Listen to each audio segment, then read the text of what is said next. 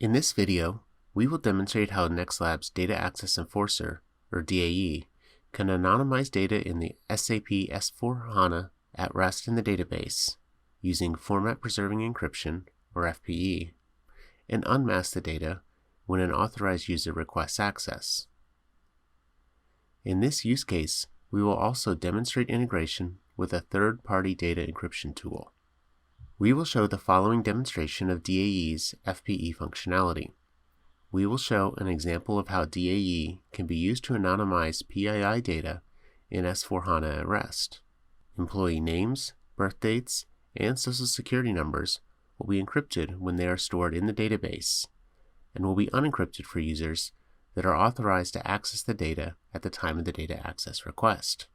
In this example, we will show the integration with Micro Focus Voltage SecureData. When we view the policies in the NextLabs Control Center, we can see that there are policies defined to both anonymize and unmask PII data for HR users. This is because the data is anonymized at rest in the database and is only being unmasked for those users who are authorized to view the data. In this first policy, we can see that in the action field we are specifying that the fields should be masked. This policy will be applied during the initial anonymization as well as whenever new records are added to the database. Now, if we look at the matching unmasking policy, we can see that the policy definition is similar, except that it performs the unmasking action for authorized users. First, let's view the data in SAP S/4HANA before it has been encrypted. In this case, employee birth date, social security number, and name. As you can see, all the employee data is currently unencrypted. DAE can be configured to work with any third-party data encryption solution as an alternative to the built-in encryption library. In this example, we will demonstrate integration with the Voltage SecureData Tokenization Service. Here we can see the configuration interface for Voltage SecureData. Within the data protection settings, different formats are defined, including which specific characters to include in the obfuscated string.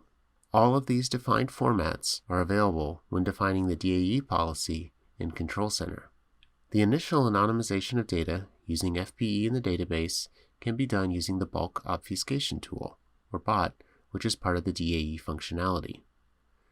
The initial anonymization only needs to be done once, and then any subsequent records that are added will have the same fields automatically anonymized. Now, if we go back to SAP S/4HANA to view that data,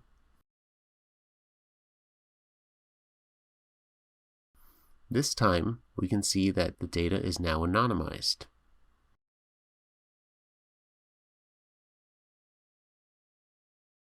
Now we will log in as an HR user who is authorized to view the data.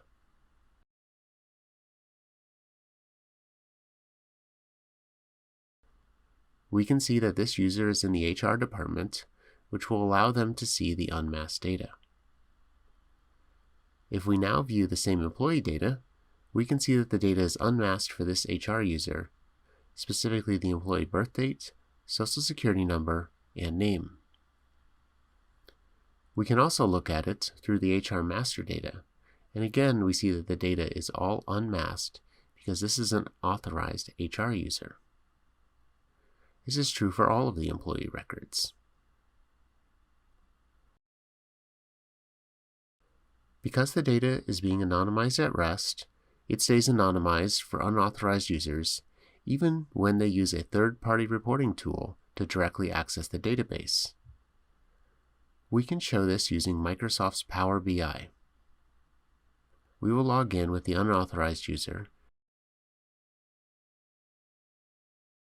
and we can see that the data is still anonymized. This concludes our demonstration of DAE's FPE masking capabilities and how you can use DAE to anonymize sensitive data in S/4HANA and only unmask the data for users that are authorized to access it. regardless of whether they are accessing the data through the S/4HANA UI or any third-party application.